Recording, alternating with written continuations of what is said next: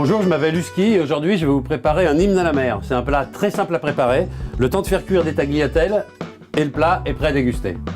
Pour 4 personnes, il faut environ 700 g de tagliatelles, 50 centilitres de crème fraîche, 150 g de saumon fumé, 100 g d'œufs de lin, 1 ou 2 citrons, de la ciboulette, du persil pour la décoration et des échalotes ou des oignons. Les pâtes cuises, je commence ma préparation en coupant 4 ou 5 échalotes. Comme je vous ai dit, c'est des échalotes, mais ça peut être aussi des oignons, hein.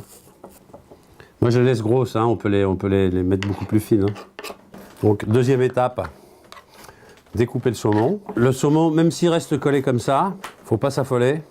Les morceaux ils vont se dissocier tout à l'heure avec la crème.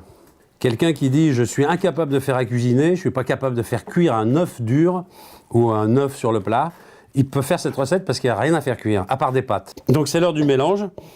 On a un grand bol, donc on termine avec les œufs de lump. Et la blague, ça va être de mélanger tout ça.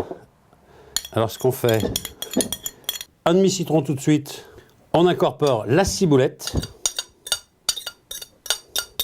Là, la macération commence déjà. Et là, on rajoute la crème fraîche, une fois qu'on a mis le citron. L'ordre est important, hein, mine de rien. Et là, on a un mélange qui est déjà en train de travailler. Donc là, j'assaisonne, évidemment. On fait un peu comme on veut, mais au niveau du sel avec ce plat-là, les œufs de limpe c'est très salé, le saumon aussi, donc il faut y aller mollo. Mais un petit peu de poivre ou de 5 baies, ça fait jamais de mal. Là, je sais pas si vous entendez, mais déjà, ça travaille. Et la petite variante avec ce plat, comme tous les plats simples à faire, il y a des variantes. Alors comme c'est un hymne à la mer, moi j'avais ça, j'avais des calamars dans mon frigo, je rajoute des petits calamars, des fois j'ai mis des moules, des crevettes. Ouais, je m'en veux un petit peu, parce que normalement, je garde toujours quelques œufs de limpe à poser comme ça sur le citron, ça fait de la couleur, c'est pour la déco.